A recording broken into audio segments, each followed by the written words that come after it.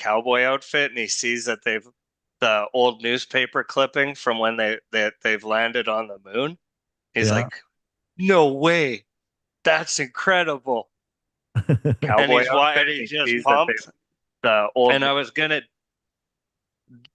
do that with when Dan Aberhart asked you to be on a webinar, how Mm. excited you get. But the green screen image was like I couldn't get it to settle down. It was just floating in the thing. So didn't come about, unfortunately. Well, I had lots of great ideas too, but only so much time. Can you guys see this share now? Yep. It's like seeing a different version of yourself in the future. Is it the future or the past? Um, I think it's the past actually. Thanks for correcting me there. Okay, I officially have at least 17 windows open now. So we're gonna go live right away here. 1 minute to go. Mission control. You guys ready? Oh yeah. Oh yeah, born ready. I was born to do webinars. I was made for this.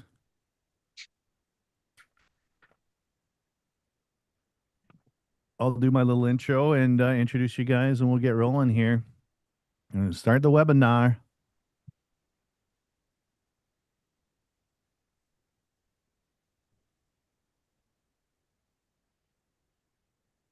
Good morning. Good morning. Welcome to the Farming for What webinar. Let's get a little bit pumped up here this morning. Are you ready?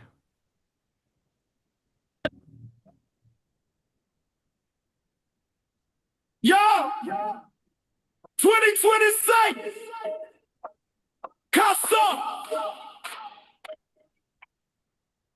prices down. What we doing?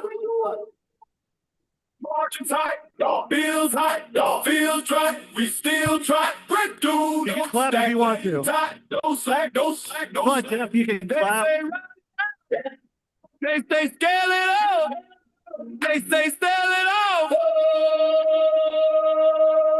Man, hold up. I know Jay wants to dance. What the heck are we farming for, anyways? Probably go still so that low still growing. Farming for what? Farming for what? Welcome, everybody. I hope you enjoyed that little musical interlude. How is my audio coming through there, Jay? Am I sounding okay? Can you hear me okay? Give me a thumbs up out there on the Zoom land. Somebody? Yeah, thumbs up. You hear me? The heavy pressure steady head spinning, but we ain't ready. Breakdown. They quit it. Some say fight. Some say system steady up. Mark Gordon saying, what the hell did I just get into? Some say some. Chris Allen saying, buckle up.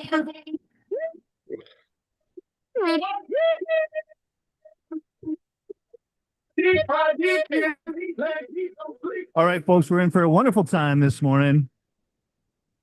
We're live on YouTube. We are live on Zoom.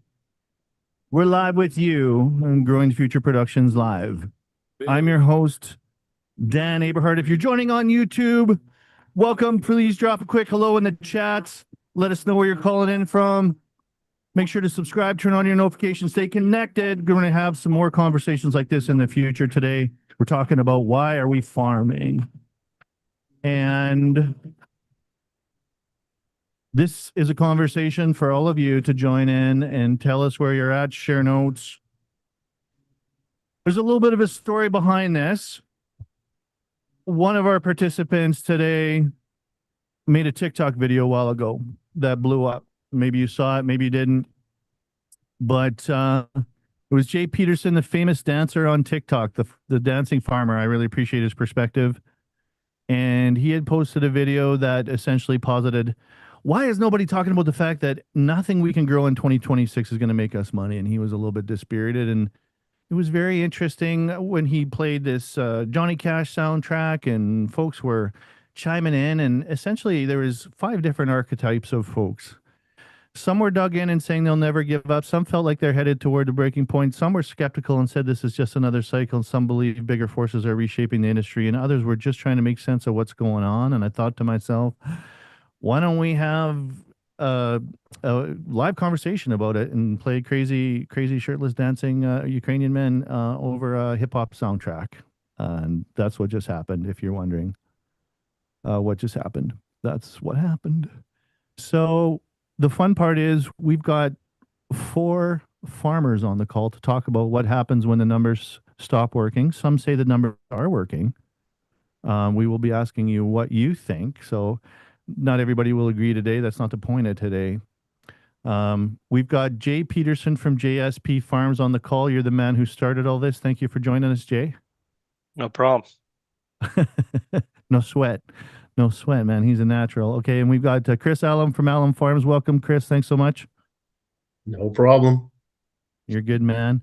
He's got his own perspective. I can't wait for him to lay it down. And then Norm Shoemaker from Shoemaker Ag Ventures Partnership. Good morning, Norm. Thanks for coming. Yeah, good morning. Good to be here. Oh man, it's great to have you, Norm. And Norm's a regular at the Convergence Conference, and I'm always looking up at him every year. It's nice to see you there. And Only then because what? Well, yeah, I'm usually looking up ahead, which is impressive. You and Jeff Bennett. I don't know about the other callers because we're on Zoom here, so I can't height compare. But when we meet in person, if you come to Convergence, I'll see you there. And then we have Jeff Bennett from the Bone Trail Land Company. How are you, Jeff? Good. How are you, Daniel? I'm doing amazing. Norm Thanks. is also taller than me, so just if you wanted Yeah. to put that to rest. Well, the beard counts though too. The beard's a thing. Um, so we are live on YouTube, and that's a lot of fun. I'm hoping we get some comments today. And so I wanted to give a shout out to the people that are making this possible too. Um, One of them's on the call today with us, Bone Trail Originals. Jeff, you are doing a little giveaway. Do you want to just tell folks what that is? And I'm going to put this in the chat for everybody. Sure. Um, Real short story is I'm making things in my garage, and a lot of them have an agriculture focus, like this one. This is a just a pane of glass that's got laser etching into it. What this one is my farm logo and just a sort of rough sketch of the land. So what this giveaway would be is your farm name or logo, and then a rough sketch of your land. This is just off of JD Ops, and it's run through an AI image, and it's not completely accurate, but it's close enough, and I know what it is. So or a picture of whatever someone wants on there. So yeah, it's a fun little monument. How cool is that? So if you fill out your contact here, Jeff will enter you into the giveaway and send you this for your family farm. Also, I just got off the call with Hammond Realty. We're going to be creating some incredible content together as a platform partner. We're going to be bringing you lots of really interesting, valuable things that you can use in your world. There's lots of succession planning. I know, Norm, you were very interested in more succession planning content, and they have a whole fleet of experts there and all kinds of things. So that's really exciting. So check out Hammond Realty as well. And then we have Crop Aid. Oh, Chris Allen says $49 is way too cheap. We're going to have a price conversation there, Jeff. You might have to adjust for inflation based on this webinar. You can yell at Dan for my low prices. Hey, let's take this offline. Let's take this offline, Jeffrey. No, that's hilarious. So Crop Aid Nutrition as well. I'm going to put their brochure into the chat here once you get rolling. Awesome soil health company, huge supporters of the platform. We are working to bring incredible content to the market with them as well.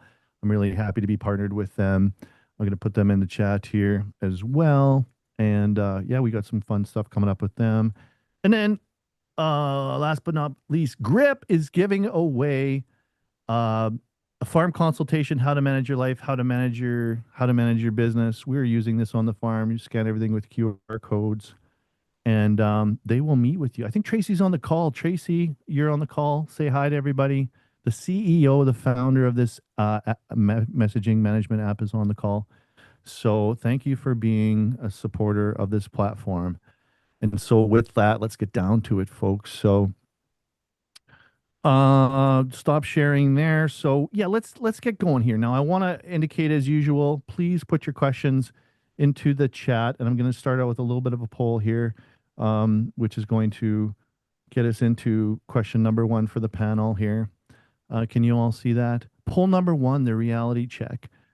Based on current prices and projected yield, how does your farm pencil out for the 2026 crop year? Put your responses into the reality check. Are you profitable?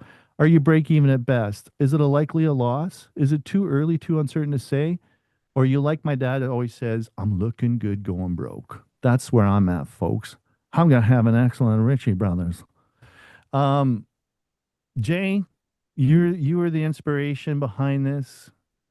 You were on TikTok. You started this conversation. Your comments blew up. Tell us what was on your mind that day when you made that post. Well, I mean, it was one of those, I guess perfect scenarios. Usually when things like this usually happen, it comes from a pure thought. I find I just had essentially came back from crop production show. And I guess there just wasn't a lot of positivity there.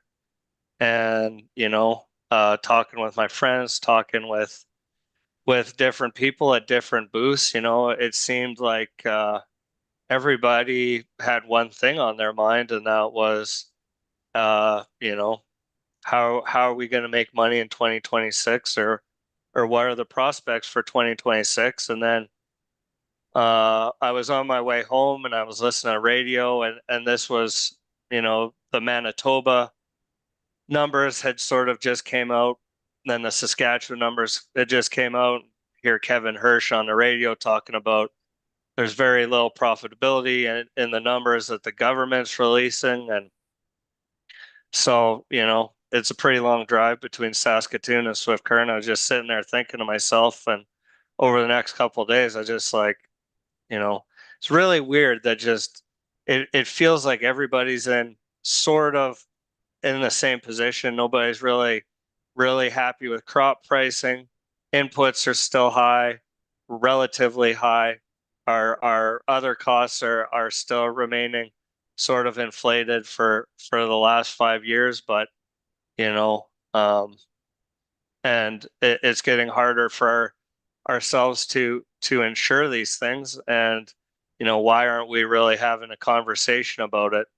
Why are we just sort of no, not really having a conversation with each other about it as farmers about what we're probably facing going into the year, and possibly the sensitivities that we're facing with input pricing, as well as what may or may not happen if you're not at the very top end of your yield spectrum, or the top 20% anyways. Yeah, you were saying that even with what you thought was hypothetically possible to grow, you still weren't reaching those targets, and you were talking to your agronomist. Well, like, yeah, it just still doesn't line up. Yeah, I mean, if you're looking in our area here specifically, and you can't always go by what we're doing here, obviously, part of the Palliser Triangle problems, but the top end, I guess, for our region, the Saskatchewan government would say you need to try and grow 40 bushels an acre. Probably the last 3 to 4 years, they would say the government average is more like 26. But coming out of the fall, from our perspective, we probably don't have enough subsoil to make 40 unless we get a lot of rain. A more reasonable target is 35. Now, obviously, with anything government numbers, there's a little bit of wiggle room, I think, for each,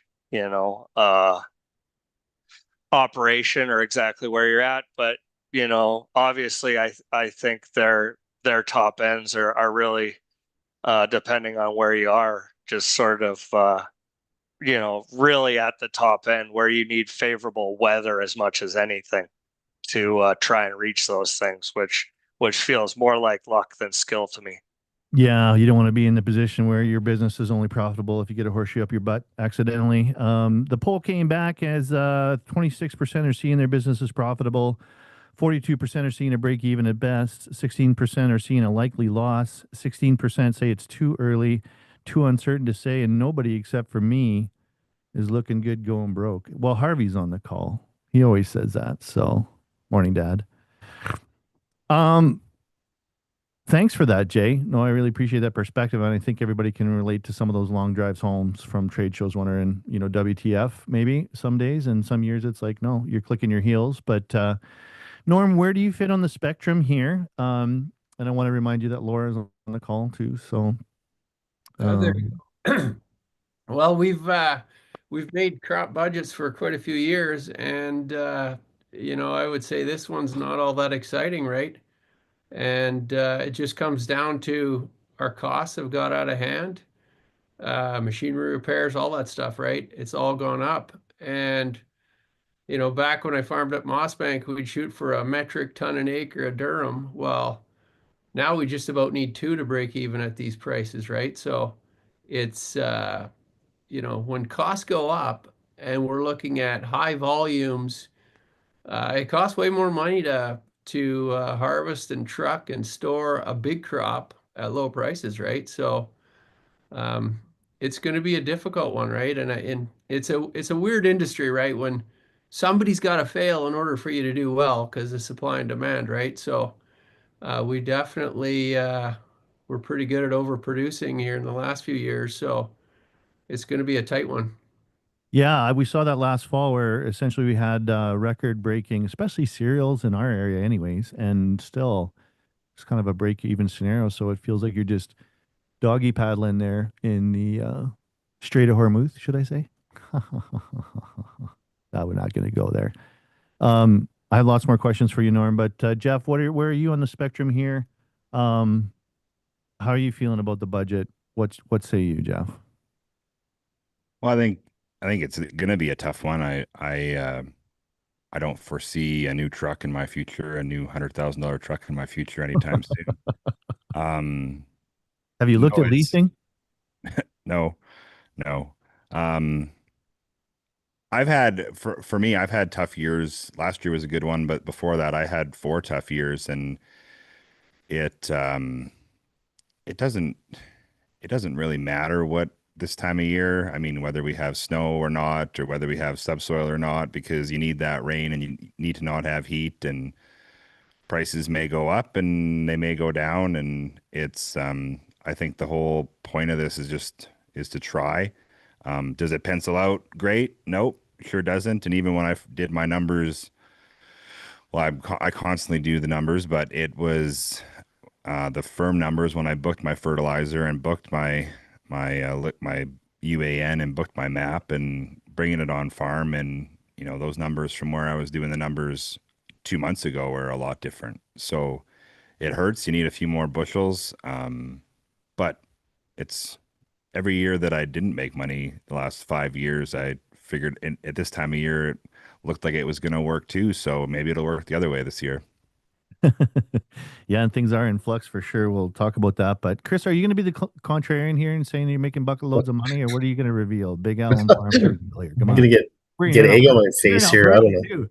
know. Yeah, Well, the we're Albertan. not here to agree, and maybe it's just Alberta is going to cry wolf. But let's go. Let's go.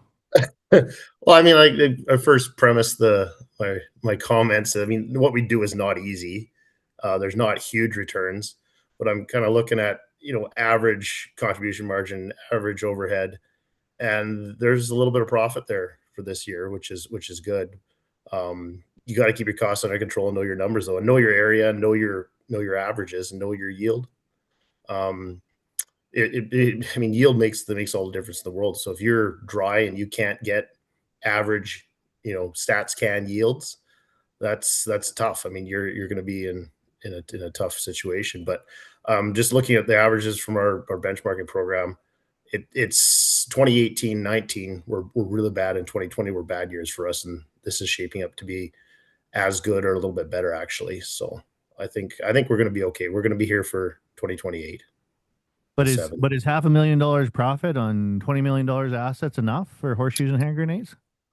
I mean, as long as you're making all your payments and you got enough to live off of, I mean, it's not this is not a 1 year home run industry. This is multi-generational.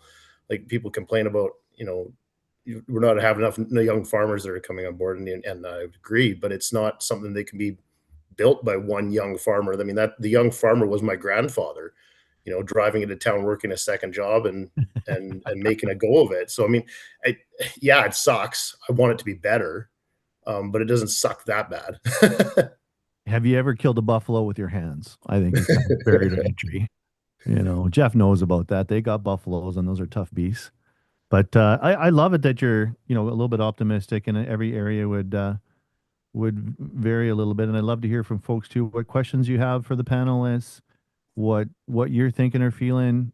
These events are driven by the things that you share that everybody else wants to ask, but maybe is a little bit more introverted on the side there. And we do have some reporters on the call if you have questions, but I think everybody's interested in just hearing about this perspective. So when you think about cycles, folks, where do you feel like we've been in the cycle, and really reflecting back too on this giant, like you looked at this chart, that we were riding this wave in 2022. And of course, you never think it can end in a bull market, and you're only just thinking it's going higher. And the psychology is visceral. And Trent Clarenbach's on the call. He knows all about that. But where do you feel like we're in the cycle? Like, where is it headed now? Who wants to take that one first? I'll make this voluntary until I voluntold.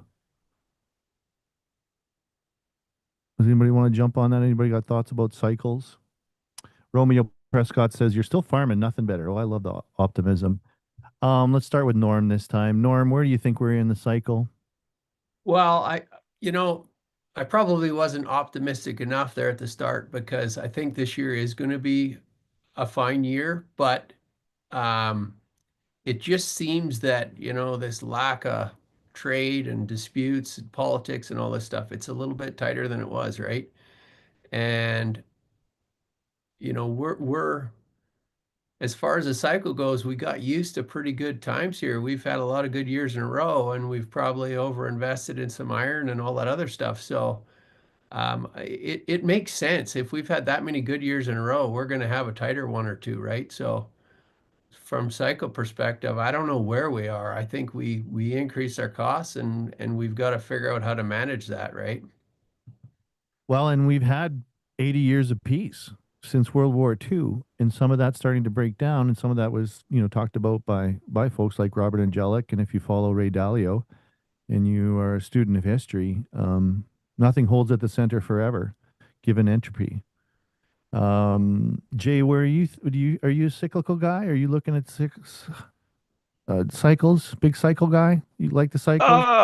I don't know. I in a way I think I might be just a year by year guy, because I just usually, obviously I'm aware of cycles, but one of my philosophies has always been just to go out every year and do the best job you can in that year, get the best crop off that you can, get it off in the best shape you can, sell it for the best price you can, and the details should fall. And I really like, Chris's analogy of the home the home run, and that's something too that I've echoed for years, is that I've always said I'm not a home run farmer. I want to be hitting. I want to build my farm off singles and doubles, and if I get the occasional triple, well, that's pretty good. But obviously the chances of hitting a home run every year are pretty difficult, right?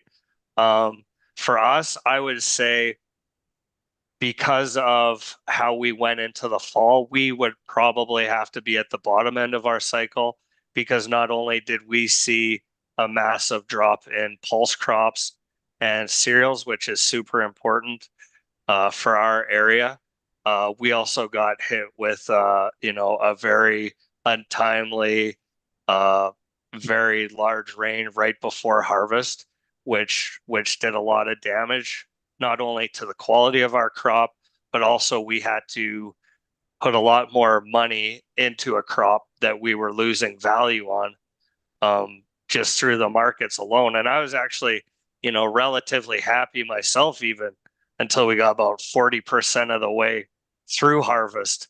and it was kind of like a Tuesday to Thursday thing, and the bottom kind of fell out of everything, and I was like, yeah, now we're not going to be having fun anymore.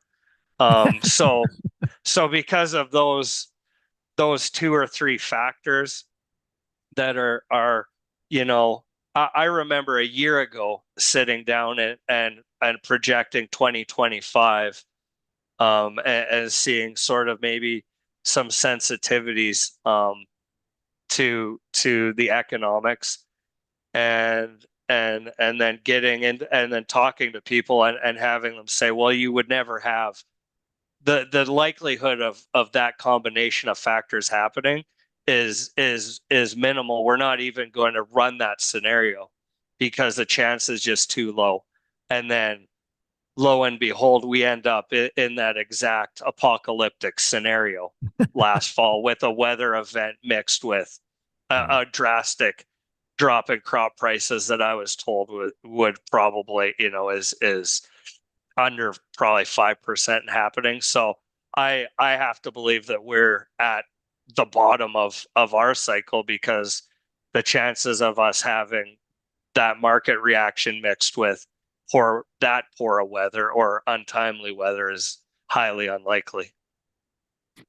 Well, and a lot of this uncertainty is likely good for commodities too. And we'll talk a little bit more about that. But Jeff, how do you see cycles of the sun or cycles of the moon, or what do you watch for the cycles?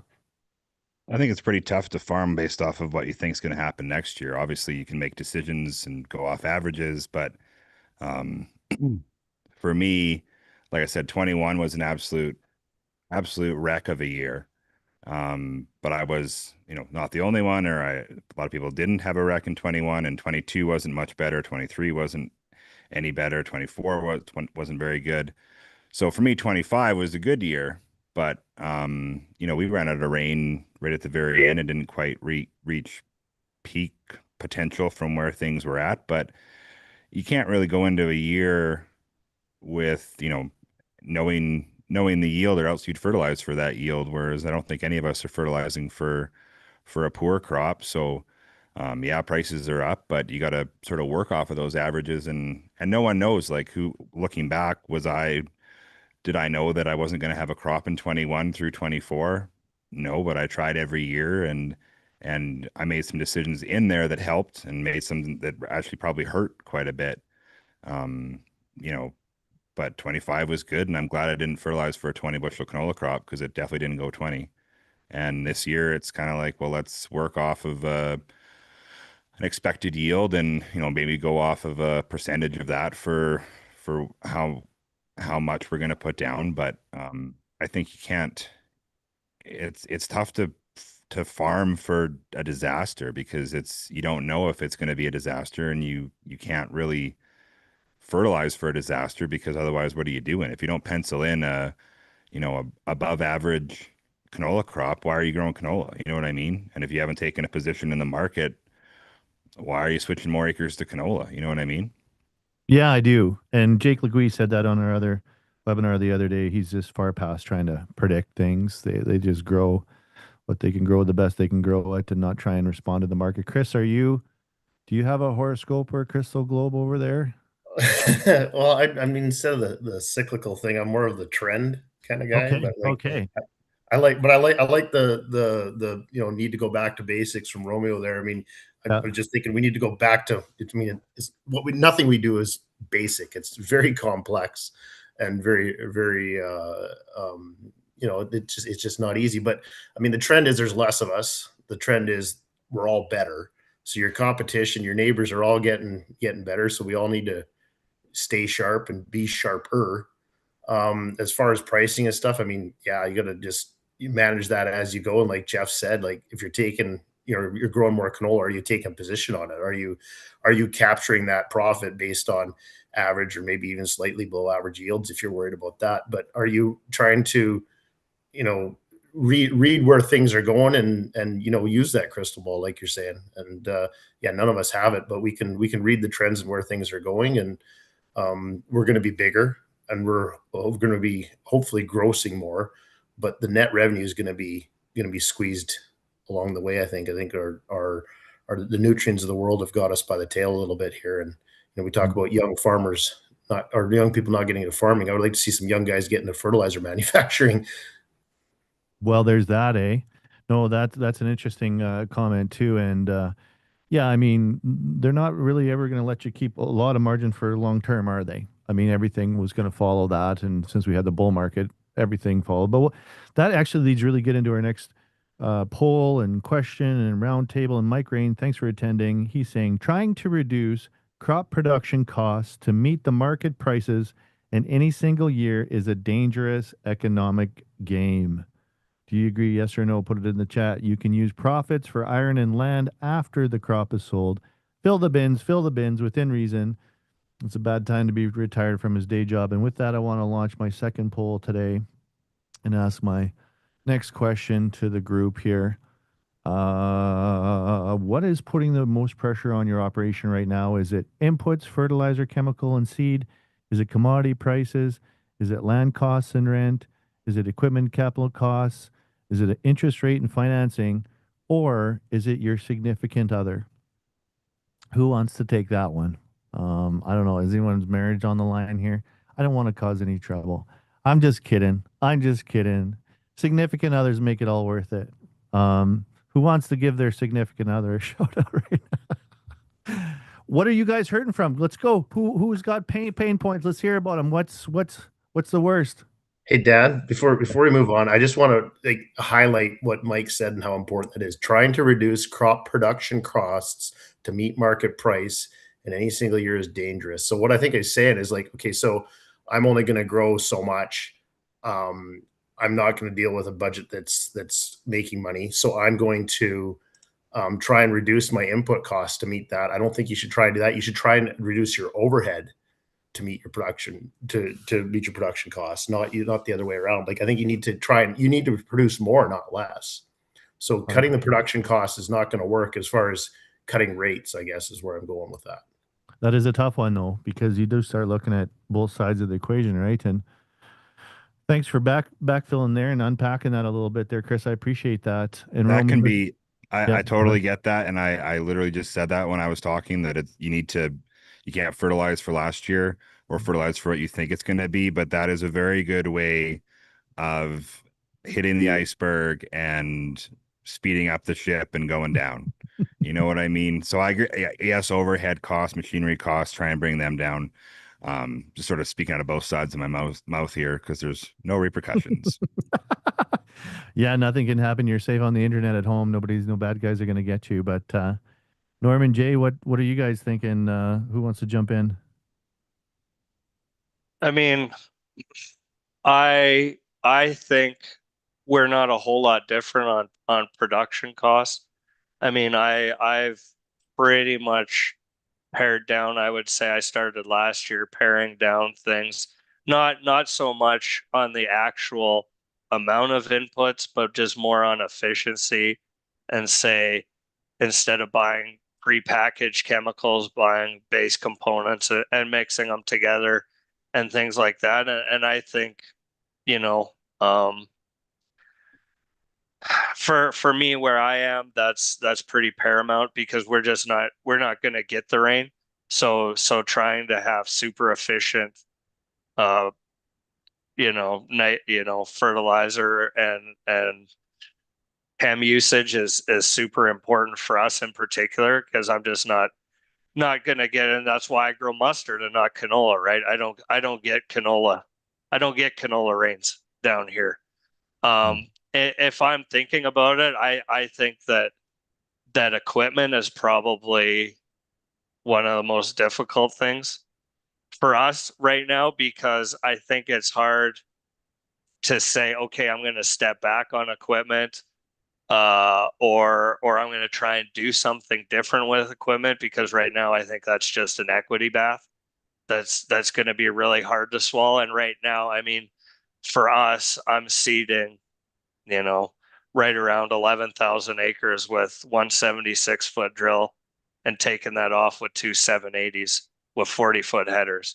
So what, to go to something different and take an equity bath or try and go smaller would be is pretty difficult. So I think that's probably the spot that I've looked at the most to try and figure out what can I do differently here. And I don't think there's a very good answer than just weather the storm. Well, and it's probably better to dance on a 9RX 830 with 913 horsepower max, 830 horsepower rated John Deere 18-liter engine with power shift transmission technology than an old broken down Versatile. Well, I wouldn't go that far, but I do like to make the wheels go up and down the field when I need to, which Yeah. is sort of, because I don't have, multiple multiple units. So keeping things running is pretty important. But I guess my point, like I said, is to downgrade from that would be, I would be, probably losing from what I have now, would probably be a losing proposition on the equity front. That wouldn't feel very good. Norm, did you want to weigh in on that? What's keeping you up at night, the pressure point? Yeah, I would say, I mean, every area is going to be different, but boy, oh boy, these land values where we are, and a lot of places, it's a real gut check, right? If, we're kind of in transition mode, we've got a son farming with us and a son-in-law, and it's like, oh boy, at, $1 million a quarter, uh, you know, it's pretty simple math on not that much interest rates, and it's like, wow, that's not that much return on investment, right? So as land values go up, it's becoming it's harder to expand, right? And you can hardly blame landowners that maybe that the first generation was the farmers, and then it ends up transitioning to the next generation, and they're looking at it going, well, boy, oh boy, by the time we pay income tax on our land rent, there's not much left, right? So we're struggling to keep our size, and then that bulls our expenses over the top. Yeah. I'm going to share the results here. 55% said input cost fertilizer, chem seed, 42% commodity prices, 36% said land costs and rent, 27% said equipment and capital costs, 12% said interest rates and financing. Interest rates are probably going to continue to go down, and 3% said my significant other. That we can't address. We won't address today. But from here, where do we want to go? I think, I guess, what are you doing different this year then? Does anybody have things that they're finding they're needing to shift their behavior? Are behaviors changing? Is it just steady as she goes, batten down the hatches? What would you say you're doing differently than last year or say 3 years ago?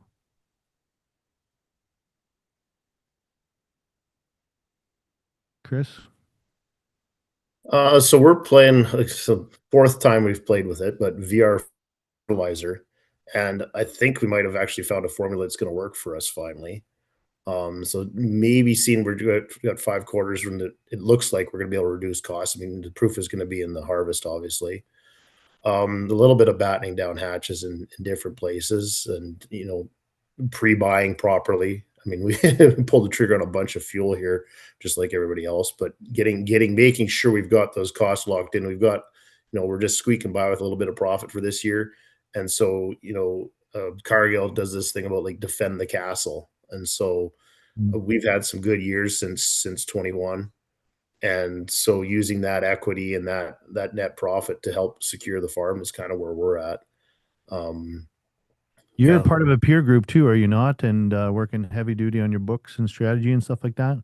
Yeah, we're doing weekly meetings with them, and then meeting biannually, doing cost comparisons and trying to keep all that in check and stay, below the average as far as costs go, and above the average as far as net rev and gross revenue. But yeah, we're trying to refine things, HR, and trying to get those things right. I mean, the people is probably one of our biggest risks. I mean, the your little poll there, the 3% saying their wife. Well, you could include other people as well. Yeah, That can you can drag the operation down, not necessarily your fair. wife yelling at you, but you No, know, people issue. We don't talk about it often in farming, but people, it still takes people to do everything. yeah. I mean, mistakes and mistake proofing is one of the things we've really honed in through the peer group, and so do some stuff on lean and Six Sigma, lean Mhm. manufacturing, trying to Yeah. push the ball up the hill, so to speak, and not have it roll back down. But the mistakes you can make, we want to have an automated tractor drive through the field seeding your crop, and if a mistake happens there, holy smokes. I mean, what same thing can happen with just an operator driving it, but by the same token, I want one fill of mistakes, not 50. Kathy Snellgrove, did you hear that? Lean Six Sigma in farming. Put your comments in the chat. Romeo saying oxygen is 78% nitrogen in the form of N2 gas.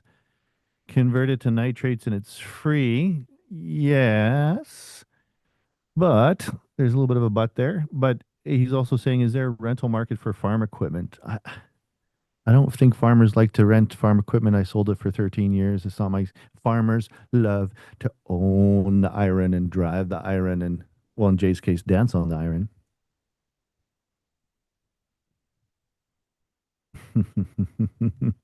Okay, no one's taken that.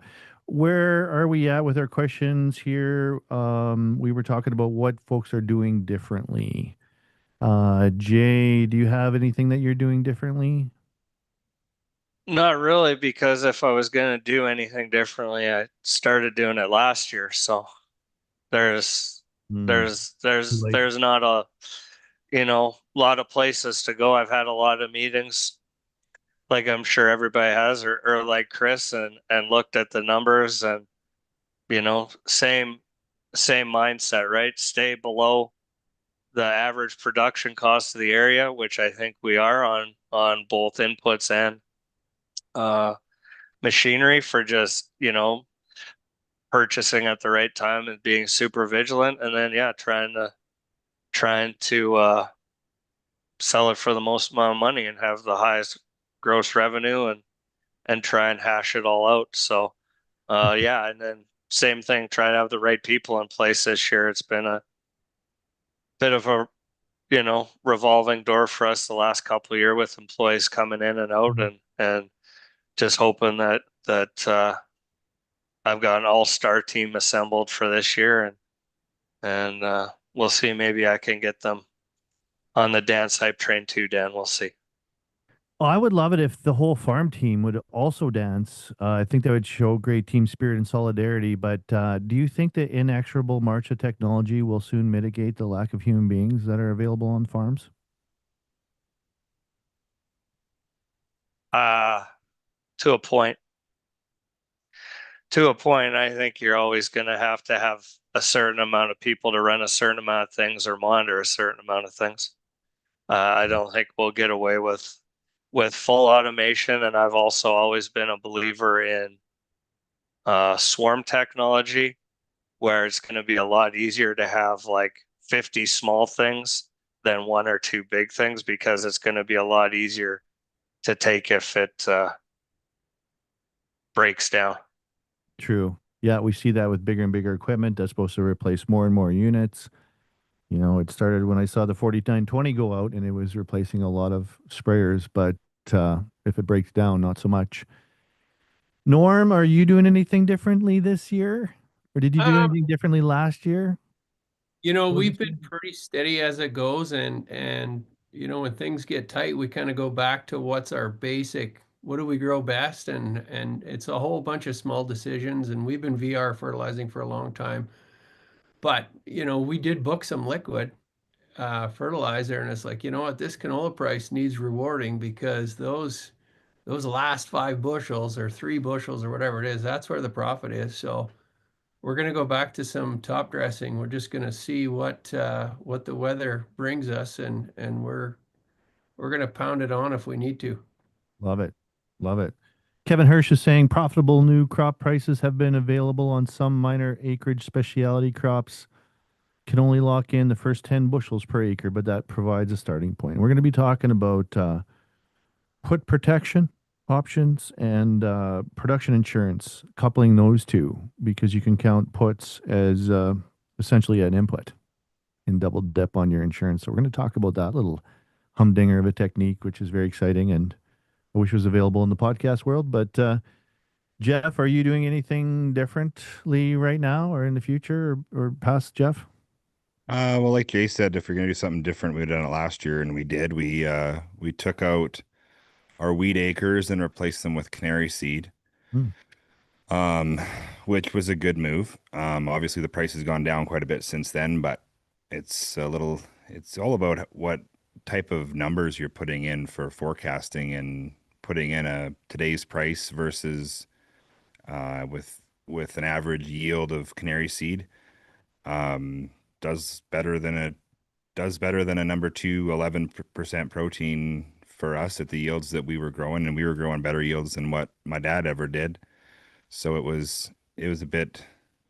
I hate wheat. I've always hated wheat, so it didn't hurt my feelings at all. And then we've been growing a specialty canola for like a health and bigger health type for the last couple years, and that's worked really well for us. And we were unable to grow lentils for the past 4 years or so. And when we did, any acre that we put in was too many, just because of disease and not even poor rotations, just disease can't grow them here. My neighbors have recently, so that's good to see. But I started growing fenugreek for an operation out of southern Saskatchewan, and that's been really good, or was really good last year. So finally got back to my a third rotation that's been non-existent for the past few years. And I think crop rotation has as much to do with making money as anything really. You take a certain amount of a crop out for your cereal acres or your pulse acres or your oilseed acres and grow a specialty crop. And obviously that's can be a bit more of a wild goose chase sometimes, but better than losing money on every wheat acre than half your wheat acres or cereal acres. So that's something that we've been doing. We are back into as a third rotation, and again, many other decisions that we had made were sort of made along the last 5 years, trying to get through all this for us. Yeah, Norm is saying, I wonder who blew up the canary market. Wasn't me. Wasn't you? You're not in that camp. Um, okay, I think we're going to start to wrap this up. We're getting close to the top of the hour, and I want to leave room if there's any questions. I also want to wrap this up before the top of the hour, out of respect of everybody's time. But I think one of the last questions we want to go around the room on is we talk about all these things. We talk about budgets and we talk about numbers and can you buy that new truck or not and this and that. But at the end of the day, what are you farming for? And I want to give everybody the room here to go around and share a little bit about mindset because I've heard it from all of you. We talk about the doom and gloom, and then, but boom, you switch and you're looking at the positive, and we are amongst the most resilient folks on planet Earth, and we will not quit. And that was a big inspiration of who was in the chat there, Jay, when you put that out there. There are a lot of folks that will never back down, that will never quit. And their goal really, and we talked with Jeff a lot about this, the goal is really to keep it going in the family, keep it in the family. And we are so fortunate to have a vocation that can be multi-generational. And just celebrated my dad's 75th birthday. And, you know, my brother's farming with his sons and daughters, and there should be more. And if it's managed properly, there should be more. That's true sustainability. So the question is, what are you farming for? And how do you maintain your mindset when shit hits the fan? And so let's start on the right here of my screen anyways. Let's start with Chris and then I'll go around the room and if anybody has any more questions, but otherwise this will be the last question. Lately, I feel like I'm farming for the Liberal Party of Canada. Oh Jesus. Yeah. Well, there's Just, wonderful people. Doesn't that motivate you? I mean, doesn't Carney get out of bed in the morning? Take it, Carney. We love you. yeah, if they could just stay out of our bloody way, that would be, Yeah. I'd be very grateful. But I mean, yeah, I mean, the next generation, I mean, that sums it up, really nicely. That's what we're here for. We're here for, not only that, the land and seeing the land improve year after year. I mean, that's pretty awesome feeling when you go and you take some marginal dirt and make it produce better. That it really warms my heart. Oh, that's great. No, those are two really good reasons. What about you, Jeff? What are you farming for no matter what? I think the easy answer is the next generation to give them a standpoint or a starting point that's better than what even I was left, and it's the long term position of it for us. It's I'm the fourth generation, maybe the fifth on this land, and I think that sort of gets you up in the morning, makes you realize that it's not just for you, and sometimes your ego gets in the way or whatever. So you start making decisions that have a different out outlook or a different goal than just yourself. It becomes a little bit more easy to do and to endure the hard times than oh poor me, I don't get a don't get a new truck this year. Oh, I feel for you. You need a shoulder to cry on. No, I'm good.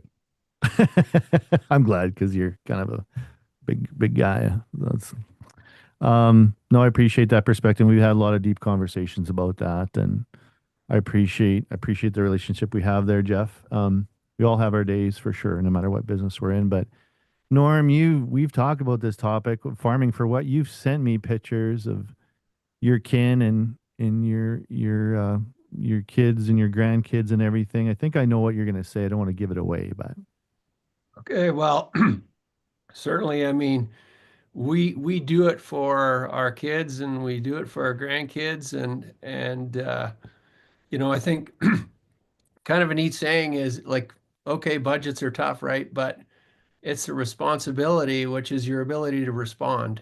And I think, you know what, we have a gift here. We can farm and be with our kids, and there isn't anything better than that. And in the end, you have this table, right? And you have these holidays, and it's who's at your table that matters. And our table's growing, and we've got grandkid number 6 coming here in a couple of weeks, so it's incredible, you know. amazing. Yeah, that's what it's all about. It's very cool. I appreciate that. Well, Jay, I'm going to give you the floor. This was your whole deal. You inspired this whole conversation. How you feeling right now? How full is your cup? Oh, good, good. And I think Norm looks way too young to have 6 grandkids, but we'll just we'll just go from that. That's but yeah, I mean feeling pretty full right now. And obviously I think we all have a legacy generational aspect to why we farm. I think and I think part of that is we all come from generation and legacy, right? And so I think we understand it as good as anybody. But but I would say part of my journey was, and Jeff would know this. When I was younger, I was a bit of a wild man, and so when I started farming, it wasn't necessarily just because of where I was in life. I didn't necessarily get into it with the assurance that there would be a next generation or legacy to pass on. I sort of got into it because I love farming. I love farming with my dad, and I love the challenge of what we were facing and getting up every morning and trying to do it as good or better than the generations were before me, and I love that challenge, and I think that's part of my journey and why I did it too. I didn't do it to be, an HR specialist or all these other things that have sort of evolved over time. So I would say that's sort of my take on that. Actually thought you were going to say to get good TikTok content. I mean, I wish that was the case, but if you would notice, I have very little good drone footage, so you guys just have to deal with my wonky hips. Well, part of the reason that I wanted to have this whole thing is because you're normally such a inspirational, go easy go lucky kind of guy. You're very positive generally. And when I saw you a little bit down in the dumps there and all the responses, I thought, what a good opportunity to provide a forum for folks to talk about it a bit. And It's maybe not a super highly technical talk with a whole bunch of answers, but it helps to kind of get that out on the table. And I think everybody's experiencing that a little bit this year. And hopefully, talking about it helps each other and creating a little bit of a community here. Obviously, lots of folks could relate that were on the call today. So, I want to thank again all of the platform partners, Grip, Bone Trail, and Crop Aid and Hammond that are making these conversations possible. And I appreciate all of you. And I think we're going to leave it there. Actually, this today we're going to wrap up before the top of the hour. Usually I've been going long, but Devron's saying thank you, Dan. Put your comments in the chat if you had any takeaways. And I really appreciate all you guys. Is everybody here ready for spring? Or are you guys ready to rock and roll? You're ready? You're going to go out and get in the drill after this call? My drill's There's in the only always another snowbank rock to left. pick. Okay, Jeff, what did you say? And then we'll talk Sorry. to. No, I that's all said good. my drill is in the only snowbank left in the whole neighborhood. Oh, as all, yeah, that makes sense. Where are you at, Jay, for seating? Oh, we'll be getting ready here. We have most of the pieces in place. We don't have a whole lot to do, but I was just, as I always say, there's always another rock to pick. You have rocks down there? I didn't know that. Too many. Uh, well, you need some of that AI rock software. Thinking about. Perfect. And Norm, are you ready to go? Yeah, we're getting there. We gotta have some patience on this heavy stuff. I can't incorporate my previous farming life too well on this heavy, so we gotta learn patience. Gotta learn patience. Amen. And Chris, what about you? Are you guys getting ready? I know you have lots of activity on Zoom behind you there. Yeah, no, we're getting things sorted out. Just little splash of fertilizer left to come. At least it was pre-bought, so we're getting there. Well, I guess the last people we have to thank is the shirtless dancing Ukrainian men that started this whole thing off. We appreciate them too in their own way. They added some value. I'm sure people had a good smile today, and I really appreciated the call. It was a lot of fun. Thank you, everybody that attended. And we're going to see you next week with a talk on options and production insurance as well. So it's going to be fun. We've got lots of great stuff planned. So I appreciate everybody coming on board. Thanks to the panelists today. I really appreciate you guys. Mike Rain's saying good chat. Thanks. Thanks everybody for coming on the call. I really appreciate you panelists. You made it a lot of fun, and I'll be keeping your number in my Rolodex when we have hot button topics. You guys are so controversial today. I think you broke the internet. I mean, I can't believe the things you said. Oh my God. I don't know if we're going to get banned on YouTube or whew, crazy dog. Nobody's had a farmer on YouTube before. All right, guys. Appreciate you. God bless. Have a great one. Thanks, everybody. Good luck seeding. Good luck this spring. We'll talk to you soon. Poor lesson said thanks. Okay. Talk to you later.